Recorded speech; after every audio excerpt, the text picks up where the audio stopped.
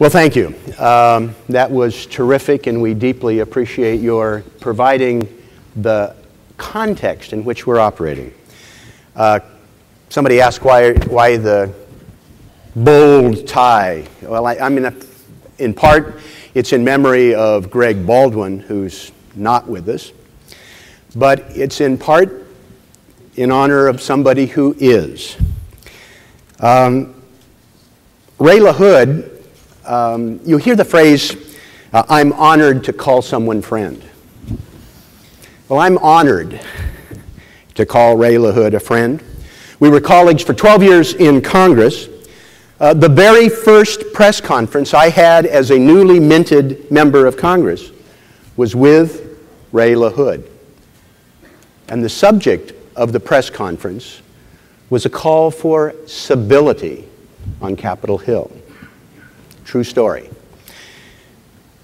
And Ray was a voice of civility and reason then. One of the other press conferences that forever emblazoned in my mind, something I am most proud of in my checkered career, we do have those bike lanes on Pennsylvania Avenue. And Ray LaHood was there for the ribbon cutting. Ray LaHood actually had a great deal of time spent in Congress dealing with transportation and infrastructure. We were on that committee for 6 years. But it wasn't just his experience there. Ray is smart, independent, and open-minded, hard-working.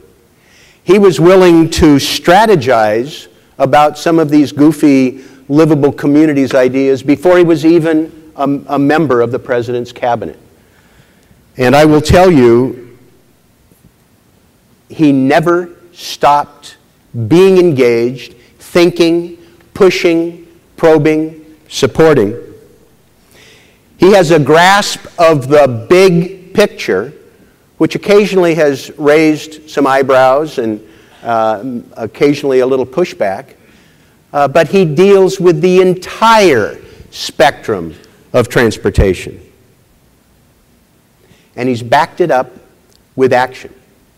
Working with the administration, and I don't want to steal his thunder because he's got a lot to talk about, but the rail initiative, higher speed rail initiative, would not have happened without Ray. What has happened with the Tiger grants, even when the amount of money has shrunk, because the principles are so compelling, it has motivated people around the country to raise the bar in their own efforts, to find out what they can do. And I am absolutely confident that many of the projects that are worthy but unable to be funded are going to make a difference in the community because of the way that was developed. The Obama administration has invested more in livability than any in history. And they selected exactly the right person to head the Department of Transportation, to be an adult for very important conversations, to add an air of civility and commitment to the big picture, and he too is a heck of a nice guy. Ladies and gentlemen, Secretary Ray LaHood. Thank you, Earl. Thank you, friend. Thank you. Hello, everybody. Good morning. Thank you all. Earl, thank you so much for the lovely introduction. The reason that I'm here is because of my great affection for Earl Blumenauer, and also because for 20 years or more he has labored and is proof that if you stay with something and hang in there and keep preaching about it, pass some good legislation about it, get your colleagues on board with it, you can be successful. It is very, very hard to do what Earl has done over the last 2 decades. It is very, very hard to make the kind of accomplishments that Earl has made over the last 2 decades. It just takes getting up every day and thinking about how to really get people into the kind of opportunities, whether it be light rail, streetcars, bicycles, walking, and really creating the kind of livable communities that America is just absolutely clamoring for. It never would have happened if it hadn't been for Earl Blumenauer getting up every day for 20 years and thinking about how do we create, how do we make possible, how do we allow people's dreams of more walking paths, biking paths, streetcars, light rail, more transit, more options for transportation. He's the father of this. And that's the reason I came here. Will you please help me thank an extraordinary leader in America for creating the kind of communities that we all want to live in. Earl, thank you.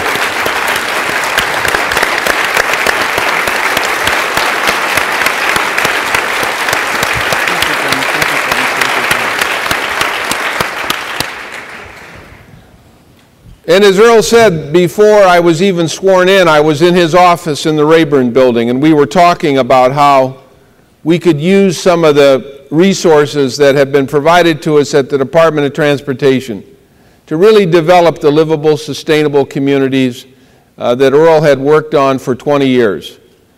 And I know that the day that President Obama was elected president, Earl felt that there was a real opportunity now and a real opportunity going forward to do the things that he'd been dreaming about and that so many of you in this room have been dreaming about and working for.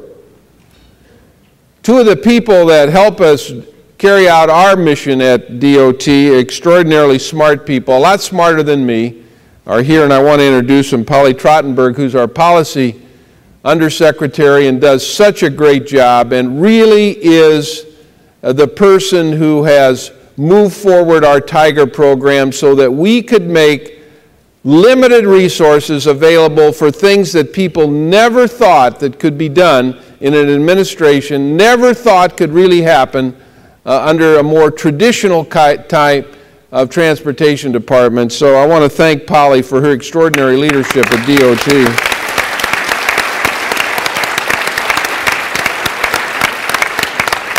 And someone who's been helping her is Amy Scarton, and Amy is very smart and works very hard to make sure that we're getting it right. And I want to thank Amy, too, for being a part of our team and the work that she has done to carry off our livable, sustainable communities and all that that means. So please help me thank Amy Scarton, too.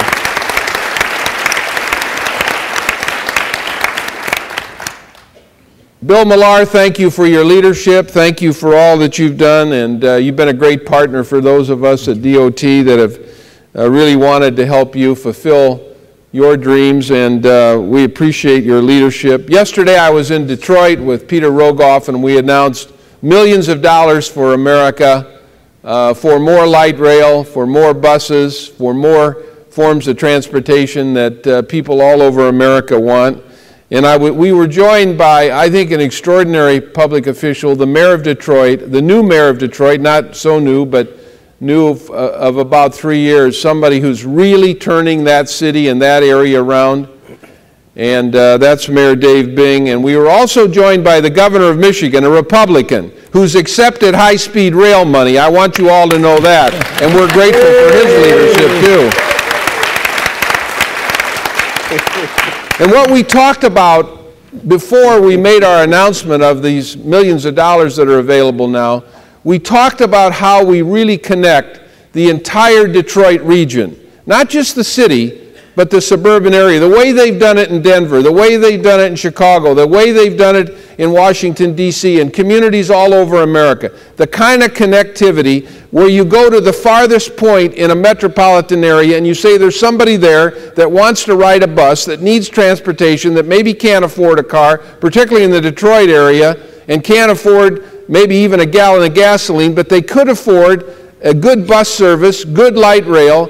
And we've developed sort of an anchor project there called the Woodward Line, which will become an anchor, an economic opportunity, an economic corridor for that whole area, and will really begin to pull together the entire Detroit metro area. That's what we've been able to do with visionaries around America, like so many of you in this room. It does take visionaries to do the things that we've been able to do over the last 2.5 years. Maybe to get out of some of the traditional ways that we've been thinking about how people want to get around America and get around their communities.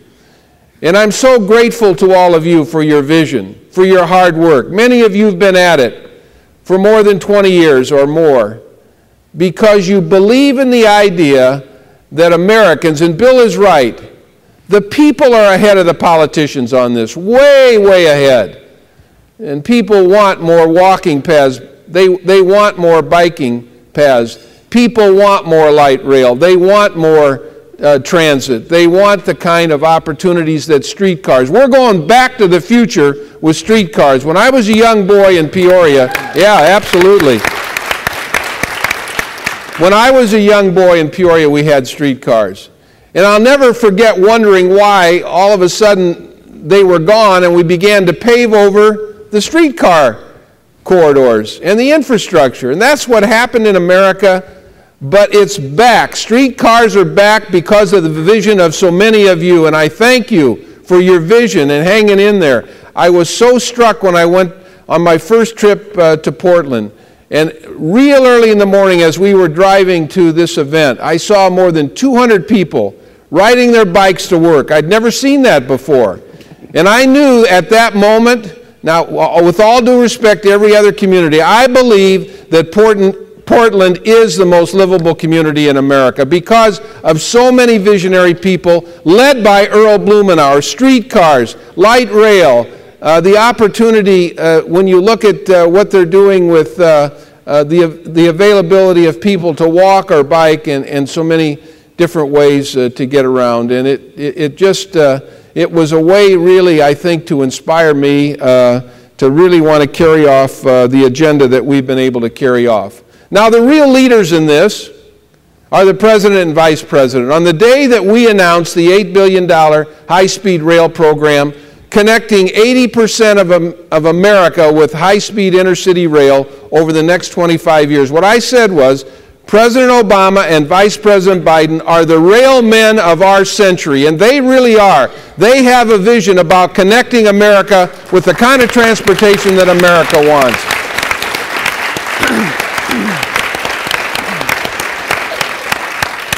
The President asks me all the time about high-speed rail and how we're doing and how it's going. And we do have good plans. We have great leadership from Joe Szabo, our rail administrator, and Karen Ray, our deputy administrator, and the work that they've done over the last 2.5 years. But we could not do it without our friends in the freight rail system. We don't have enough money to really build all the infrastructure that's going to be needed over the next 25 years.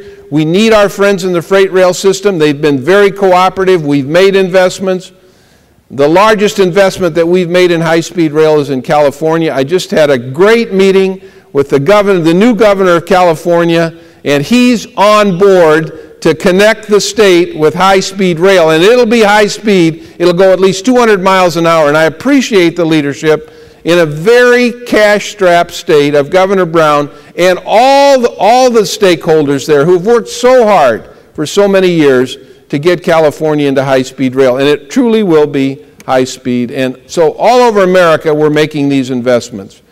And I'm just so grateful to all of you for the work that you've done to make this possible and to help us carry out the President and Vice President's vision, not only for high-speed rail, but for more opportunities for transportation. Let me just conclude with this. Our country is in a very, very tough time. I don't have to tell anybody in this room this. You come from America. And I know everyone in this room knows somebody that's unemployed. And maybe everybody in this room has a family member who's unemployed. America's hurting. There's one way to get America back on its feet. There's one way to get the economy turned around. There's one way to get our friends and neighbors back to work, and that's for Congress to pass the American Jobs Act. That's what we need right now in America. We really do.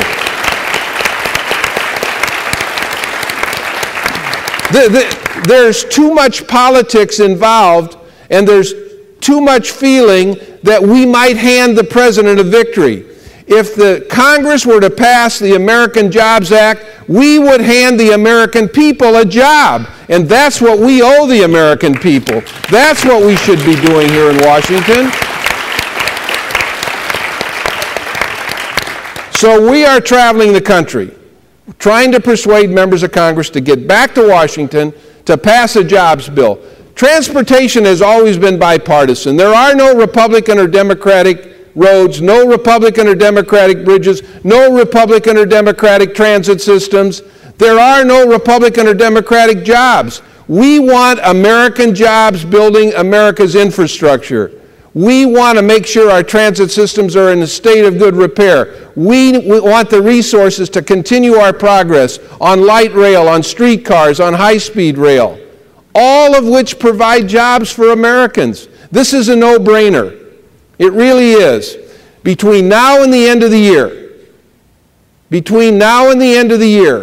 and when you leave here, I want each one of you to be committed to send an email. Everyone in this room has a member of Congress. Everyone has 2 senators. I want you to email them and tell them you know somebody that's unemployed. Congress needs to pass a jobs bill. Congress needs to get American workers building America's infrastructure. If you do that, you will do as much as you can do for your friends and neighbors to get them back to work, to get America's economy going, and to also continue to rebuild the next generation of transportation, which is what all of you believe in.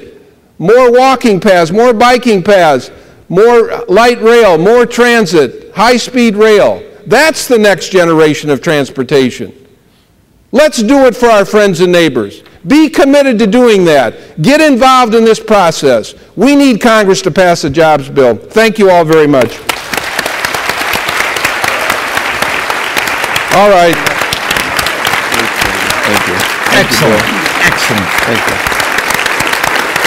Thank you.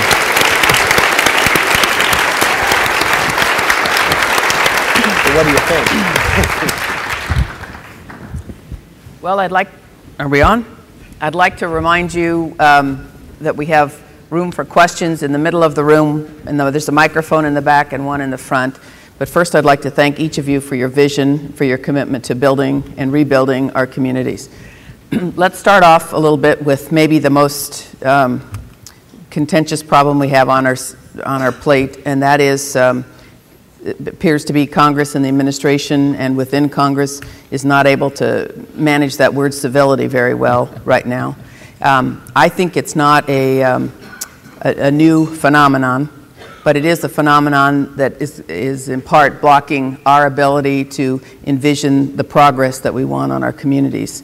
Have you, Mr. Secretary, or Mr. Congressman, or Mr. Millar, got some ideas on how this group could be helpful, apart from the Jobs Act, which you just talked about, in helping to maybe create a little more civil discussion and get our priorities out on the table?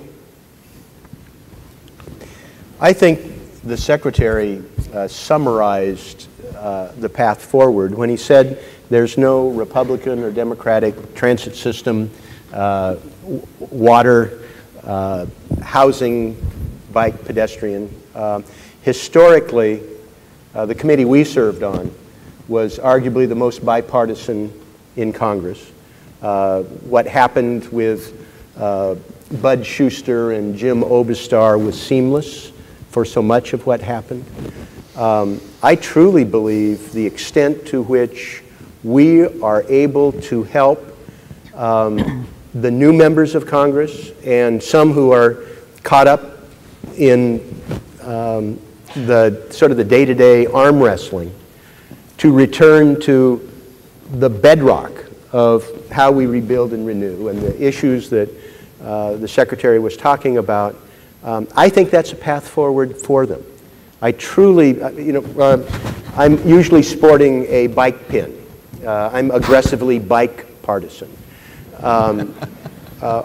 And we did that for a purpose, frankly, was because that was something that we could get people involved on both sides of the aisle. And we have, Ray was a member of the Bike Caucus when he was a member, and it's a channel that people can be involved with, and a lot of good things come from that have helped bike policy, but it's also conversation on the floor where every day I have a Republican member who talks to me about a trip they were on or a bike they're buying or what's happening back home.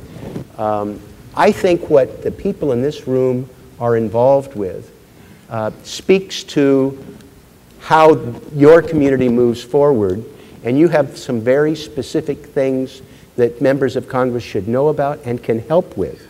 And I think helping push that with their staff, with them individually, raising it in town halls, Rotary clubs, helps refocus on something that's real.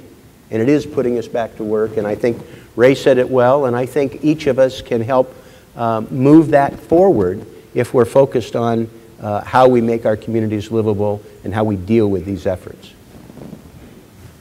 I would just add to that, choose your language carefully. You can't change anybody else, you can only change yourself. Make sure that we're making our case in a respectful way. Make sure that we're not generalizing just because there are people out there that don't believe what we believe. They may have just not thought about it the right way. I've run my whole career believing the world is made up of nothing but transit advocates. It's just that 7 billion of them don't know it yet.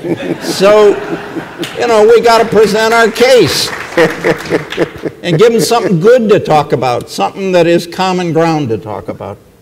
Mr. Secretary, you work for Minority Leader Michael, who was a bipartisan from the word go, and he made things happen. Do you have any insight?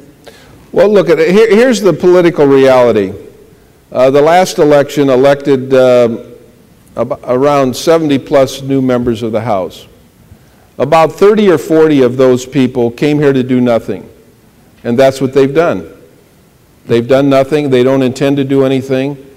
When I was elected to Congress in 1994, I came with the idea that I wanted to solve problems. I think most members of Congress get elected to solve problems. And to do it in a way that reflects the values of the communities that they represent and come from. And that doesn't exist right now with 30 or 40 members of the House and a few senators.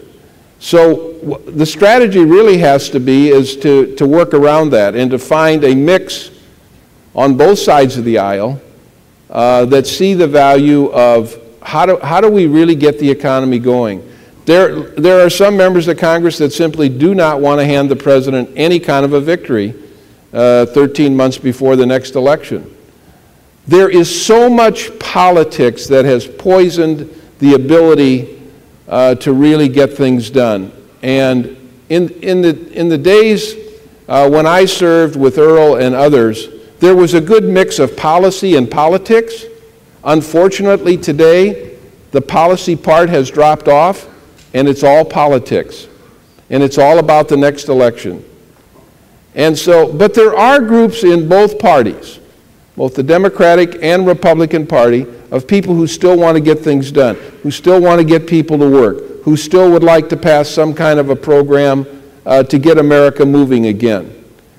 And that's the reason the President is going to continue to push for it. Those of us in the administration are going to continue to push for it. But it goes back to transportation and transit and the things you believe in, and it applies to politics. You all are way ahead of the politicians. Everybody in this room would like to see something happen in terms of putting people back to work and getting the economy going. And you all know how it should work. Congress should pass an opportunity for people to go to work. They should pass a 5-year surface transportation bill. They should pass a Jobs Act. They could pass an FAA bill that's languished for 5.5 years. We're operating on our 23rd extension. Look, there are ways to put people to work. You all are ahead of the politicians on this.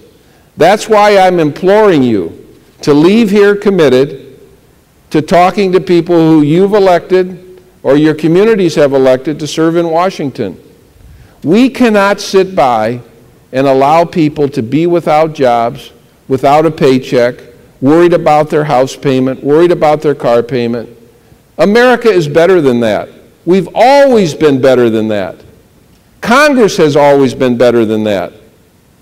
And it'll be up to the people to persuade Congress to get something done for the American people. Okay, we have time for one more question. I see Ms. Crunican gets to ask it. Thank you so much. Okay, Grace. Deep Throat said, follow the money. And if we follow the money, we're falling into a deficit nationally. We have in the transportation world what used to be called user fees. They weren't taxes. They were a way to pay for a designated product with a designated form of payment. Somewhere along the line, we stopped connecting the two, and we got our gas taxes so high, and people don't want to vote for taxes. What hope have you got, or what observations have you got as a source of funding for the future? What resources do we have available to pull forward and perhaps take our transportation issues out of the national debate, or at least provide some balance to the cost and benefit to provide the revenues for the product that we're talking about providing here? Let me just start with this idea. In 14 years that I served in Congress, 5 of those years we balanced the budget. Everyone in this room operates on a budget. No one in this room has ever thought about taking your entire paycheck and paying it against your credit card or paying it against some other bill. We don't do that. We've never done it in Washington. The idea that we should pay down the debt and deficit is a good idea. The president believes that. That's the reason he has to pay for his Americans Jobs Act. He pays for it. In Washington, what we've always done is we've always had priorities. So when we balanced the budget for 5 years, we set some money aside to help balance the budget and to get the debt down. But we also had transportation priorities. You can do both. You do it every day. You have priorities. You set some money aside for your kids' education, college or otherwise. You make your house payment, you make your car payment, you pay on your credit card. And you also have priorities. Washington has always had the kind of priorities where we pay down part of the debt and we also have priorities. We all know what the transportation priorities are. And we know that if Congress would pass a transportation bill, thousands of Americans would go to work, or even a jobs bill. So we ought to go back to the rich traditions of Congress, where you put some money aside for the debt, but you also put some money on your priorities. And if that happens, then I think we could have a transportation bill that's paid for, find the resources to do it, which we've always done, and carry on that kind of a tradition. On the Budget Committee and the Ways and Means Committee, I have been pushing for us to deal with long-term transportation finance. Only Congress can do that. That's part of the responsibility in the House of Representatives to raise revenue. We should make some adjustments to a gas tax that hasn't increased since 1993. Part of the problem is that the gas tax has become a symbol. Half the people think the gas tax goes up every year. They do. There's a huge gap in terms of this being sort of the frustration. And we need to, in the short term, if I had, in an ideal world, I would not raise the gas tax this year or next year, come out of this recession, but put in place increases that are going to occur over the next 10 years, have that revenue stream. I would borrow against the revenue stream to take advantage of record low interest rates and a bidding climate like we've never seen, fund the President's infrastructure bank to help move some of these things forward, and work towards replacing the gas tax Oregon gave you the gas tax 92 years ago, first dedicated gas tax for transportation. We're doing some work to get rid of the gas tax with the vehicle mile traveled fee, which is what we're going to have to do. The president has initiated work on these hyper-efficient vehicles, hyper-efficient diesel trucks, hybrids, plug-in hybrids, electric cars.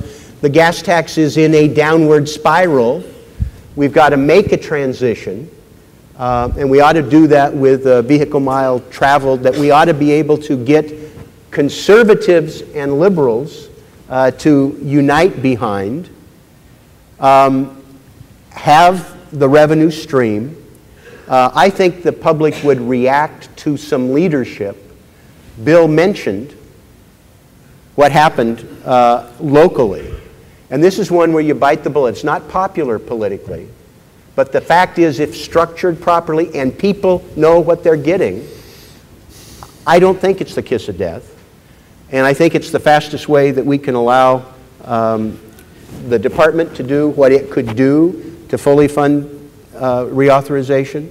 But more people have to step up and understand that if we do not, then we are going to continue to have this infrastructure deficit. We're going to continue to have to somehow transfer more general fund money to prop it up. We've already done $34 billion.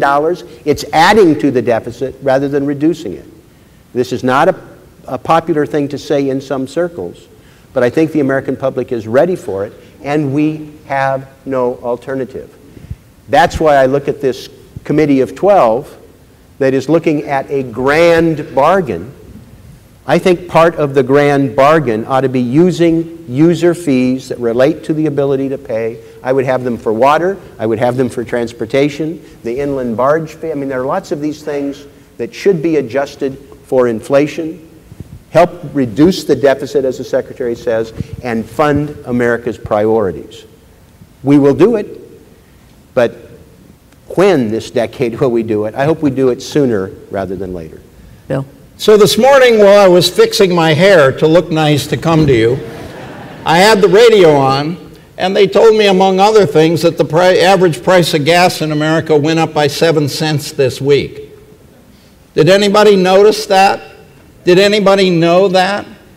If you told Americans that, they wouldn't like it. But, hey, it's gas. What can you do? Earl used the key word, leadership. It's time we got serious with people. It's time we showed them exactly what we would do with the money. It's time we build performance measures into our national program. It's time that we finally set some goals that mean something for transportation. If we want to reduce congestion, if we want to reduce climate change, if we want to make the whole thing more sustainable, let's set some goals. Let's make sure that transportation has a clear piece in meeting those goals, and let's get on with it. And it is called leadership. People respond to leadership. People would pay 7 cents, they'd pay 14 cents, they'd pay 21 cents if they believed about the benefit that they would get. So I think that's very important. I also think it's very important that we do look for long-term sources. I must admit, I'm a little more sanguine about the vehicle miles that travel, because I'm afraid what comes with that is, as we have in our current federal distribution system, states that encourage more travel get more money back. So we got to break that cycle too, to make sure that instead it's an inverse relationship, and states that give people more choice, more different ways to travel to meet their needs, get more federal aid, not less federal aid. So I got lots of ideas on this thing. But Earl said it right. It's leadership. We need to step out, have the proverbial adult conversation, and then get it done. The American people will reward the leaders who do those kinds of things.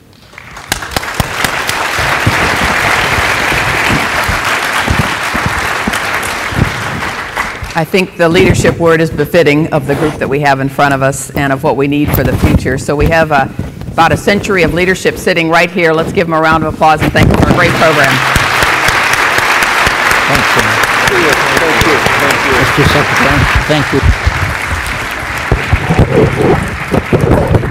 We're now going to adjourn over to grab a cup of coffee and get to the workshops. The workshop should start on time at about 10 a.m. Thank you.